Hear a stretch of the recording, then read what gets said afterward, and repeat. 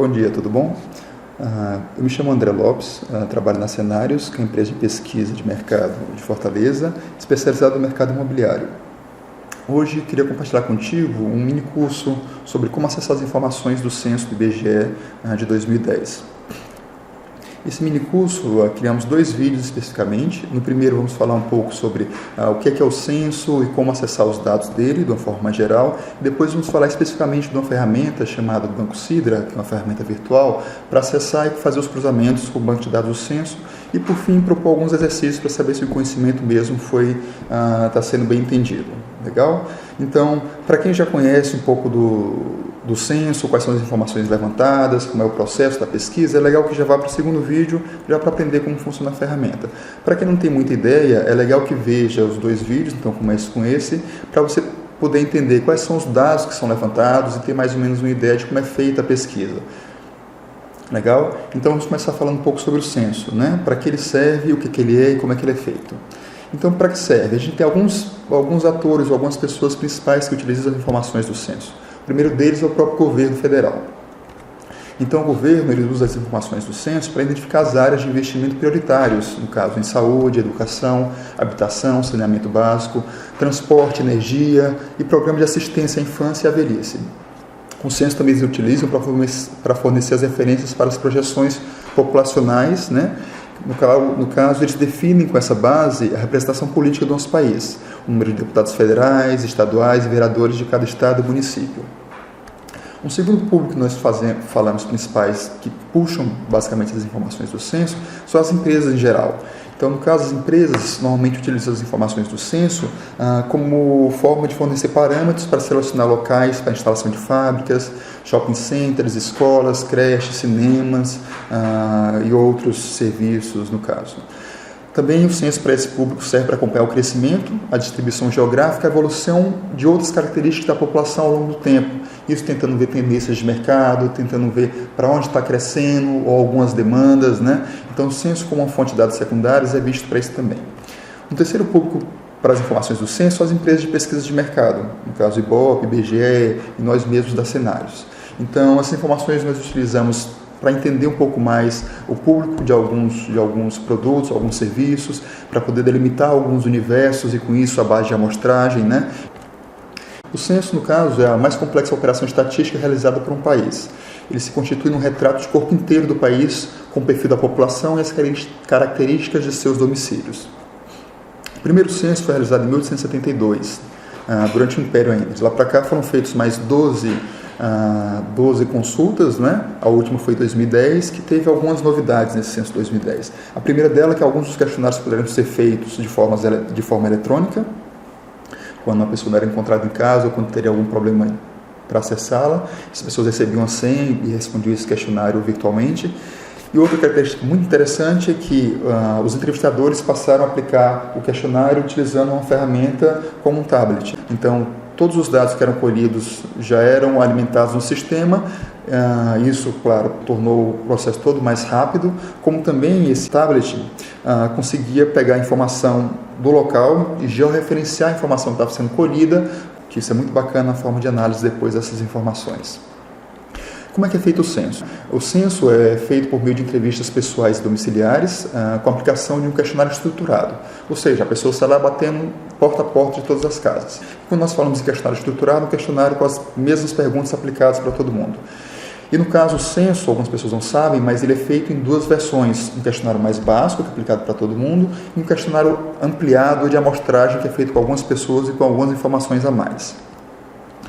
O censo é feito normalmente a cada 10 anos, então o próximo censo vai ser em 2020. Né?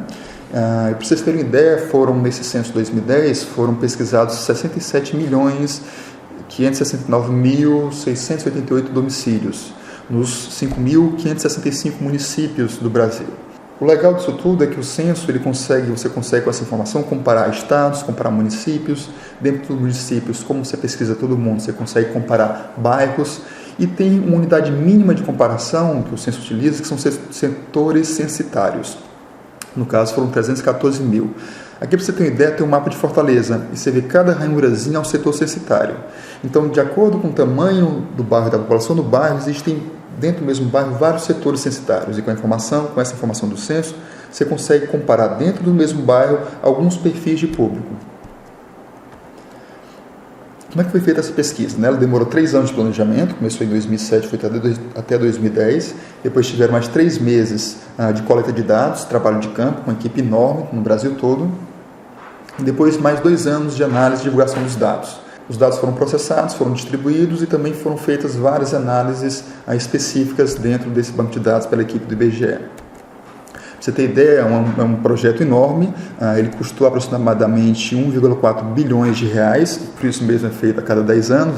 É um grande investimento e um grande esforço para poder retratar o país todo. E essas informações são disponibilizadas gratuitamente para qualquer pessoa poder consultar e utilizá-las da melhor forma. Falando um pouquinho sobre o questionário, esse aqui é a cara do questionário básico. E o que é que ele é perguntado? Que informações nós podemos ter com esse questionário básico? As características do domicílio, localização, a espécie, se ele é um domicílio particular permanente, se ele é particular improvisado, ou se ele é coletivo com alguns moradores. Isso para tentar entender quais são os domicílios que estão em situação mais precária e tudo mais. É perguntado sobre o tipo, a condição, se tem banheiro, água, esgoto, lixo, energia.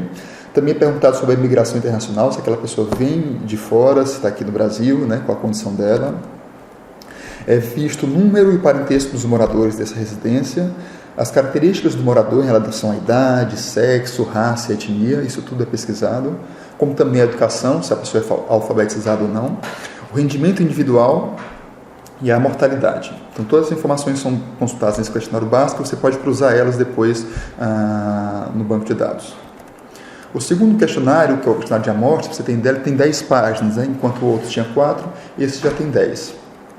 E além de todas as informações que a gente viu no questionário básico, o questionário da amostra também pergunta sobre outras características do domicílio, como material que é feito a construção das paredes, quantos cômodos tem na casa, e alguns bens, se tem carro, telefone, TV, computador.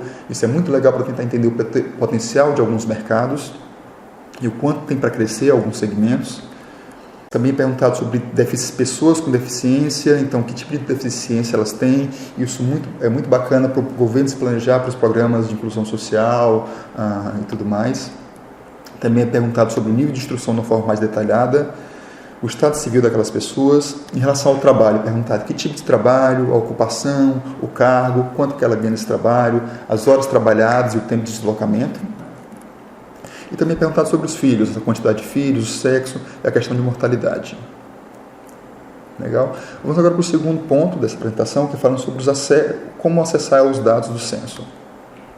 Então, o primeiro ponto de acesso que o governo criou foi um site específico sobre o censo 2010, que no caso é o censo2010.ibge.gov.br. O que é que ele traz? Ele tem dentro dele alguns mapas temáticos interativos. Então você consegue pegar as informações do censo e jogar em cima do mapa, naqueles mapinhas de cores que você consegue ver onde tem mais concentração de algum tipo de análise específica. Então onde são os bairros que tenham as pessoas com a renda acima de 10 salários mínimos, onde são os bairros com a população que tem mais jovem. Então isso tudo você consegue ver dentro de uma forma, pegando o mapa mesmo e ver a partir dessa ferramenta que está no portal do Censo 2010. Outra fonte legal dentro desse próprio portal é uma biblioteca, que tem várias publicações em PDF sobre essas outras análises que foram soltas nesses 2 anos que o IBGE soltou de informação. Então tem vários estudos interessantes. E outros dados sobre malha digital também são disponibilizados. Então, por exemplo, se já tem dentro da sua empresa ou trabalha já com algum sistema de georreferenciamento, que você tem suas informações do seu banco de dados já coletadas e mapeadas, e você pode pegar essas malhas digitais do censo e juntar com as suas informações já. Então você tem uma análise com dados secundários sobre a população junto com os seus dados. E isso é um cruzamento muito rico de informação para entender o teu público e como você está atuando naquele mercado. E outra fonte de consulta, que é um site um pouco mais antigo, tem essa carinha mais quadradona, que é o Banco Sidra. O site é o www.sidra.ibge.gov.br. Só lembrando que os endereços estão aqui na parte de inscrição do vídeo, para ficar mais fácil de acessar. Então, o Banco Sidra, além do próprio censo, ele tem diversos outros estudos temáticos que o IBGE disponibiliza para serem consultados nesse sistema. E é legal que é um site dinâmico. Você pode criar tabelas e pedir consultas de acordo com o que você necessita. Então, para você ter uma ideia, além do censo dos dados demográficos de contagem da população, tanto do censo de 2010 como das outras edições do censo, o Banco Sidra também disponibiliza a PNAD, que no caso é um complemento ao censo, a Pesquisa Nacional por Amostra de Domicílio, que ela é feita anualmente. Também tem o Sistema Nacional de Índices de Preços ao Consumidor, o INPC, o IPCA, o IPCAE, que são os índices que falam sobre aumentos dos preços, né? Isso tudo também em séries históricas que você pode consultar no Banco Sidra. E outras 26 estudos específicos, né, que a gente detalhou algum com a Pesquisa Anual da Indústria da Construção, que é a última base de dados de 2012, Pesquisa de Serviços de Hospedagem, os dados são de 2011, Demografia das Empresas, quais são os tipos de empresas, em que segmentos estão, quanto elas faturaram, Estatística do Registro Civil, que é muito interessante para quem vai trabalhar com o mercado imobiliário, para saber quantidade de casamentos, quantas crianças estão nascendo, então você consegue ter um pouco do aquecimento do mercado com esses dados. Pesquisa de orçamento familiar, que é a última dada de 2009, mas é uma pesquisa fantástica que ela traz para você as informações de quantas pessoas gastam com cada tipo de produto. Então você tem uma base de dados enorme para você tentar entender qual o valor geral de mercado você tem, por exemplo, para pessoas que compram produtos de beleza ou gastam com alimentação.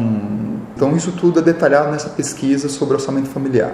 E também o produto bruto dos municípios, o PIB, né? Produto Interno Bruto, que o último dado aqui é de 2011. Legal? Então aqui a gente acaba essa primeira parte do vídeo. Na próxima parte nós vamos falar especificamente de como usar o Banco Sidra. Espero que você tenha gostado. Um abraço.